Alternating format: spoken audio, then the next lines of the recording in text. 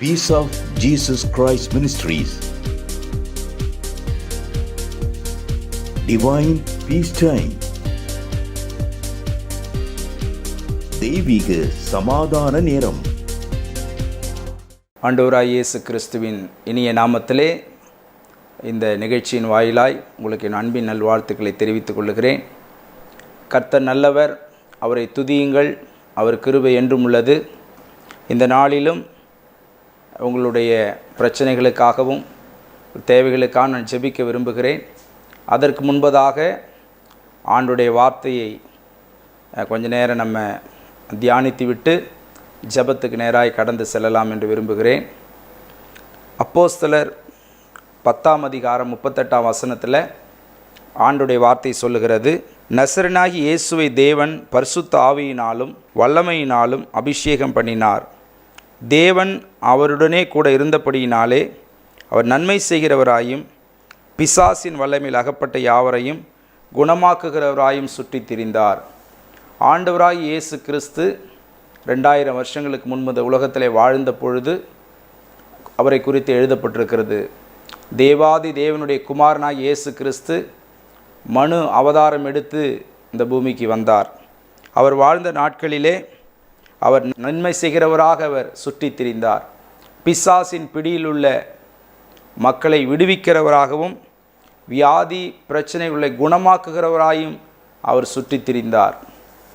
இந்த நாளில் அநேக தேவைகள், நம்முடைய மனுஷ வாழ்க்கையிலே அநேக தேவைகள் உண்டு, பல பிரச்சனை உண்டு. பிரச்சனை இல்லாமல் இருக்கணும், ஒரு கஷ்டம் இல்லாமல் இருக்கணும், ஒரு ப்ராப்ளம் வரக்கூடாதுன்னு சொல்லி தான் எல்லாருமே நினைக்கிறோம். எந்த பணப்பிரச்சனை இருக்கக்கூடாது, எந்த யாரும் போராட்டம் இருக்கக்கூடாது, ஒரு கஷ்டம் இல்லாமல் இந்த உலகத்தில் வாழ வேண்டும் என்று சொல்லி எல்லா மனிதரும் விரும்புகிறார்கள். அதில் முக்கியமான ரொம்ப கடினமாக நான் உணர்த்தப்படுவது இந்த வியாதி தான். ஏன்னா நோயற்ற வாழ்வே குறைவற்ற செல்வம் அப்படின்னு நம்ம பார்க்குறோம்.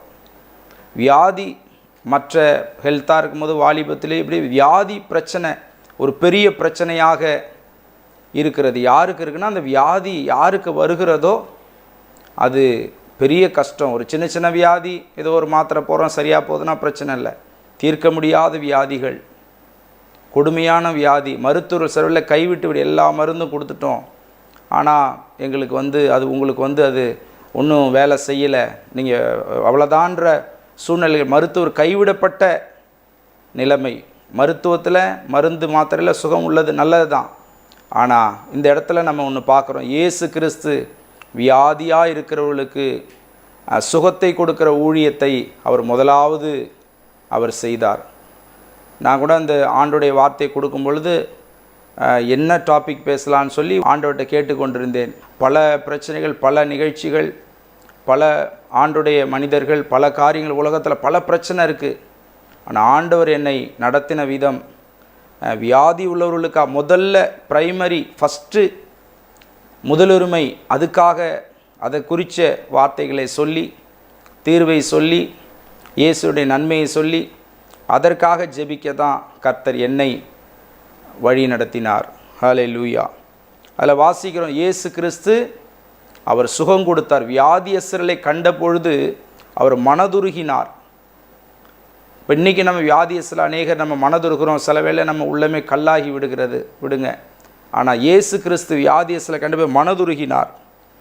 அதில் வாசிக்கிறோம், லூக்கா சுவிசேஷம் 8ஆம் அதிகாரம் 43 44 வசனத்தை பார்க்கும் பொழுது, 12 வருஷமாய் பெரும்பாடு உள்ளவளாய் இருந்து தன் ஆஸ்திகளை எல்லாம் வைத்தியர்களுக்கு செலவழித்தும் ஒருவனாகிலும் சொஸ்தமாக்கப்படாத ஒரு ஸ்திரீ, இருக்கிற எல்லா பொணங்களையும் 12 வருஷமாக, 1 வருஷம் 2 வருஷம் 1 மாதம்னா நினச்சி பாருங்கள், ஒரு 3 மாதம், ஒரு வருஷம் ஹாஸ்பிட்டலில் கைமா நம்ம அலையும் பொழுதே நமக்கு எதுவுமே சாப்பிட முடியாத வீட்டில் ஒரு துக்க வீடு போலேயே அது இருக்கும். அந்த நிலைமையில் கடந்து வருகிறவர்களுக்கு தான் அது தெரியும். அந்த பாரங்களை கர்த்தர் எனக்கு கொடுத்து தான் நான் இந்த வார்த்தையை கொடுக்க ஆண்டவர் கிருபை தருகிறார். 12 வருஷங்கள் தன் ஆஸ்திகள்னு போட்டிருக்கு, எல்லா சொத்து பத்தையும் விற்று அவங்க செலவழிச்சிட்டாங்க. சொல்லிவிட்டு அதில் ஒரு விஷயம் இருக்குது, ஒரு மருத்துவர் கூட அவர்களுக்கு சுகம் கொடுக்க அப்படி இல்லைன்னு போட்டிருக்கு. ஒரு மருத்துவரால் கூட சுகத்தை, அந்த சுகத்தை கொடுக்க முடியல. இயேசுவை குறித்து கேள்விப்பட்டுன்னு வாசிக்கிறோம். இயேசு அற்புதங்களை செய்கிறார், குருடருக்கு பார்வையை கொடுக்கிறார், முடவர்களை நடக்கச் செய்கிறார், குஷ்டரோகி சுகமாக்குறார். இயேசு அற்புதங்களை செய்கிற தேவன் சொல்லி, மனிதர் செய்கிறது அற்புதம் இல்லை. மனிதர் அநேக காரியங்களை செஞ்சாலும் மனுஷனால் முடியாத கர்த்தர் செய்யக்கூடிய காரியங்கள் பேர் தான் அற்புதம். இயேசு கிறிஸ்து அவர் அற்புதங்களை செய்கிற தேவனாய் இருக்கிறார். ஆண்டவராய் இயேசு கிறிஸ்து அற்புதங்களை செய்கிற தேவனாய் இருக்கிறார். என்ன பண்ணாங்க அந்த அம்மா? அவருக்கு பின்னாக வந்து அப்படி வஸ்திரத்தின கும்பல் ஜனக்கூட்டம் நெறித்து கொண்டு, ஜனக்கூட்டம் மிகுதியாக இருக்குன்னு சொல்லி நம்ம பைபிளில் வாசிக்கிறோம். இயேசுவின் வஸ்திரத்தின் ஓரத்தை அந்த அம்மா தொட்டாங்க. ஆனால் என் வஸ்திரத்தை தொட்டால் சுகமாக அப்படிலாம் சொல்லலை அவங்க. இவங்க விசுவாசத்தோடு போய் இயேசு என்ன தொட முடியாது, நானாச்சு இயேசுவை போய் தொடுறேன்னு சொல்லி அப்படி வஸ்திரத்தின் ஓரத்தை தொட்டால் உடனே அவளுடைய பெரும்பாடு நின்று போயிட்டு, உடனே அந்த அவங்க நோய் அந்த நேரத்திலே அது நின்று அவர்கள் ஆரோக்கியமடைந்தார்கள். தேவாதி தேவனுக்கு மகிமை உண்டாவதாக. ஏன்னா வேதத்தில் வாசிக்கிறோம், ஏசாயா 53:5, நம்முடைய மீறுதலுக்காக இயேசு கிறிஸ்து நொறுக்கப்பட்டார், நம்முடைய அக்கிரமங்களுக்காக அவர் காயப்பட்டார், நம்முடைய தண்டனை அவர் ஏற்றுக்கொண்டு நமக்கு சமாதானம் கொடுத்தார், அவருடைய தழும்புகளாலே நாம் குணமாகிறோம் என்று எழுதப்பட்டிருக்கிறது. 1 பேதுரு 2:24 பேதுரு அப்போஸ்தலன் சொல்கிறாரு, அவருடைய தழும்புகளால் குணமானீர்கள், சுகமானீர்கள்னு சொல்கிறார். நம்முடைய ஆண்டவராக இயேசு கிறிஸ்துவின் ரத்தம் சகல பாவங்களை நீக்கி சுத்திகரிக்கணும். 1 யோவான் 1:7 மற்றும் 9 நாம் நம்முடைய பாவங்களை அறிக்கையிட்டால் பாவங்களை நமக்கு மன்னித்து எல்லா அநியாயத்தை நீக்கி சுத்திகரிக்க இயேசு கிறிஸ்து உண்மை நீதி உள்ளவராக இருக்கிறார். இயேசுவால் முடியாது ஒன்றுமே இல்லை. தேவனாலே எல்லாம் கூடும், தேவனாலே கூடாது ஒன்றுமில்லை. மார்க் 10:27 வாசிக்கிறோம், தேவனாலே எல்லாம் கூடும். இது கடவுளே நினச்சாலும் முடியாதுங்கன்னு சொல்லுவாங்க, அப்படி சொல்லக்கூடாது. இயேசுவால் எல்லாம் கூடும், தேவனாலே கூடாத காரியம் ஒன்றுமே. லூக்கா 1:37 எழுதப்பட்டிருக்கிறது. மார்க்கு 6:56 ஏன் வசனத்தை சொல்கிறேன்னா, அந்த வசனம் தான் ஜீவனுள்ள வார்த்தைகள். மார்க்கு 6:56 அவரை தொட்ட யாவரும் சுஸ்தமானார்கள். யாரெல்லாம் இயேசுவை தொட்டார்களோ அவள் சுஸ்தமானார்கள். எபிரேயர் 13:8 வாசிக்கிறோம், ஆண்டவராய் இயேசு கிறிஸ்து நேற்றும் இன்றும் என்றும் மாறாதவராய் இருக்கிறார். அன்னைக்கு அற்புதங்களை இயேசு கிறிஸ்து அன்னைக்கு செஞ்சார், வேதத்தில் உள்ளதை நம்ம படிக்கிறோம். இன்றைக்கி என் வாழ்க்கையில் அற்புதம் நடக்குமா அப்படின்னு ஒருவேளை நீங்கள் நினைக்கலாம். இன்றைக்கி என் வாழ்க்கையில் அந்த அற்புதம் நடக்குமா, நான் வியாதியோடு இருக்கிறேன், கஷ்டம் முடியுமா? கண்டிப்பாக வசனம் சொல்லுது, இயேசு கிறிஸ்து இன்றைக்கியும் அவர் வல்லமையுள்ளவராக இருக்கிறார். பரிசுத்த ஆவியானவர் மரித்து உயிர்த்தெழுந்து பரலோகத்தில் இருக்கிறார், நமக்காக பரிந்து பேசி கொண்டிருக்கிறார். பரிசுத்த ஆவியானவரை அனுப்பியிருக்கிறார். அந்த பரிசுத்த ஆவியானவர் சுகமாக்குகிற அந்த ஊழியத்தை செய்கிறார். தம்முடைய ஊழியக்காரர்கள் அவருடைய பிள்ளைகளை கர்த்தர் அபிஷேகம் பண்ணி அவர்கள் ஜெபிக்கும் பொழுது, உபவாசத்தோடு ஜெபிக்கும் பொழுது, அவங்க பாரத்தோடு ஜெபிக்கும் பொழுது, ஆண்டவரை பற்றி நம்ம அறியாதவர்களாக இருந்தால் கூட ஜெபிக்கும் பொழுது தேவன் இன்றைக்கும் அவர் சுகத்தை கொடு. எத்தனையோ சாட்சிகளை நமக்கு கடந்த வாரங்களில் எவ்வளோ பேர் வியாதியஸ்தர்கள் வந்து அவங்க புதிதாய் ஆண்டவரை அறியாதவர்கள் நிறைய பேர் கூட வந்து அவங்க எண்ணெய் எடுத்துகிட்டு வந்து ஜெபம் பண்ணிக்கிறாங்க. டாக்டர் என்ன சொன்னாங்க, அவ்வளோதான், வயசாயிருச்சு, உங்களுக்கு எலும்பு தேஞ்சி போச்சு, எல்லாம் ஃபால்ட் ஆயிடுச்சு, இனி ஒன்றும் பண்ண முடியாதுன்னு ஸ்டேட்மெண்ட்டை நிறைய பேர் நல்ல நல்ல டாக்டர் சொல்லி நம்ம கேட்குறோம். ஆனால் அவங்க வந்து ஜெபிக்கும் பொழுது ஆண்டு விசுவாசத்தோடு அவங்க இயேசப்பாட்டை ஜெபிக்கும் பொழுது இயேசு கிறிஸ்து அவருடைய சுகத்தை கொடுக்கிறார். இந்த இடத்துல வாசிக்கிறோம், நம்ம அநேக வைத்தியர்களை செலவு பண்ணியும் சுகம் இல்லை. இயேசுவை தொட்டால் தொட்ட வேளையிலே வல்லமை புறப்பட்டது. 12 வருஷ அந்த வியாதிக்கு கர்த்தர் ஒரு சுகத்தை கொடுத்தார், ஒரு தீர்வு கிடைத்தது. இன்றைக்கி ஆண்டவராக இயேசு கிறிஸ்து, நீங்கள் எந்த நிலைமையில் நீங்கள் இருக்கலாம், உங்களுக்காக கொஞ்ச நேரத்தில் நான் ஜெபிக்க போகிறேன். எந்த சூழ்நிலை, எப்பேற்பட்ட வியாதி நீங்கள் இருக்கலாம், எனக்கு விசுவாசம் இருக்கிறது, நீங்கள் விசுவாசித்தால் தேவனுடைய மகிமையை காண்பாயின்னு வேதம் சொல்லுது.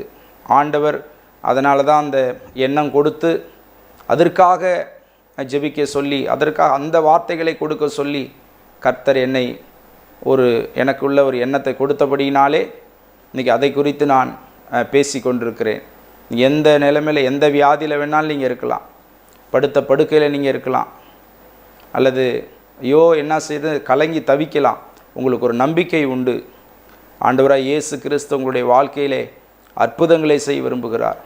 திரளான ஜனங்கள் வியாதியஸ்தலாய் இருந்தார்கள். மாலை நேரங்களில் திரளான ஜனங்களை அவரிடத்திலே கொண்டு வந்தார்கள்.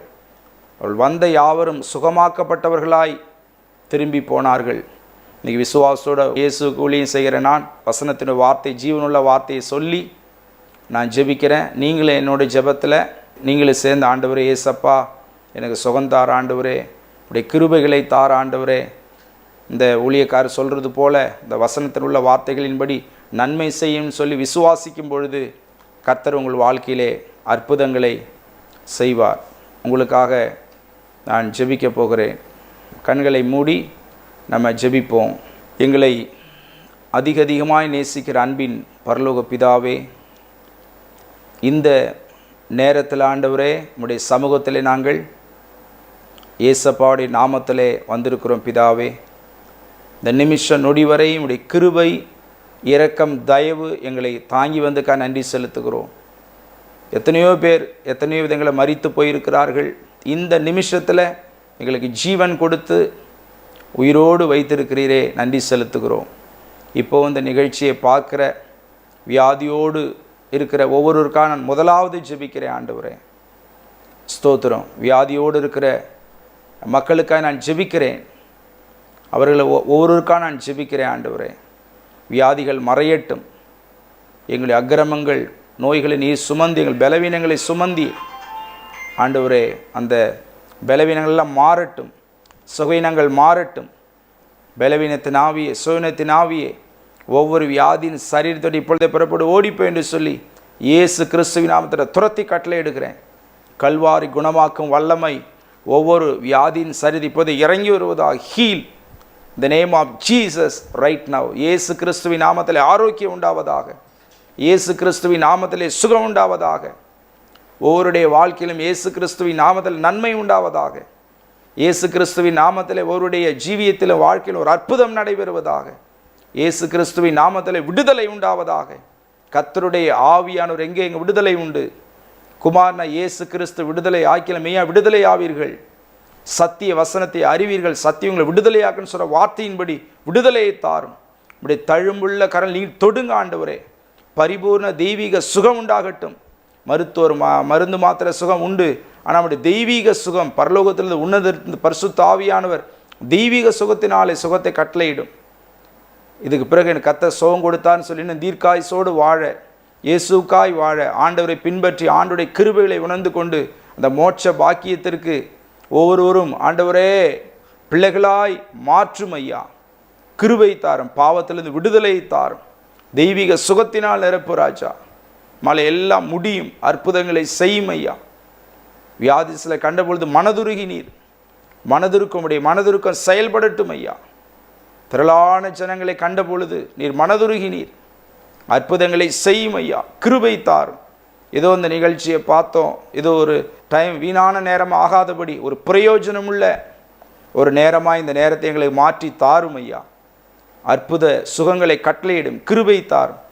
அந்த பெரும்பாடுள்ள ஸ்திரீக்கு சுகத்தை கொடுத்த தேவன் இந்த நாளில் வியாதியோட ஊருக்கு சுகத்தை தாரும். நேற்றும் இன்றும் என்று மாறாதிருக்கிற இயேசு ராஜா அற்புதங்களை செய்யும்படி நாங்கள் ஜெபிக்கிறோம். இன்றைக்கு அதே வல்லமையோடு கிரியை செய்கிற தேவன் இருக்கிறேன்னு சொல்லி நாங்கள் விசுவாசிக்கிறோம். இப்படி சுகத்தை தந்ததுக்காய் நன்றி செலுத்துகிறோம். இந்த ஜெபத்திற்கு பதில் கொடுத்ததுக்காய் ஸ்தோத்திரம் ஐயா. எல்லா கணம் துதி மகிமை உங்களை ஏறெடுக்கிறோம் ஏசப்பா. எங்களை தாழ்த்தி ஒப்பு கொடுக்கிறோம் ஆண்டவரை. இயேசு கிறிஸ்துவின் நாமத்தில் ஜெபிக்கிறோம் எங்கள் அன்பின் நல்ல பிதாவே, ஆமேன். Praise the Lord. பிரியமானவர்களே, இந்த நிகழ்ச்சி உங்களுக்கு ஆசீர்வாதமாக இருக்கும் என்று சொல்லி நான் விசுவாசிக்கிறேன். தொடர்ந்து நீங்கள் பட்ட சுகம் நன்மைகளை எங்களுக்கு தெரியப்படுத்துங்கள். கர்த்தர் உங்களை ஆசீர்வதிப்பார். God bless you. உங்கள் ஜெப தேவைகளுக்கும் மேலும் ஆலோசனைகளுக்கும் தொடர்பு கொள்ள வேண்டிய எங்கள் முகவரி pastor G J. Michael, peace of Jesus Christ ministries, MK Thottam, Chidambaram. Cell number 7530084562.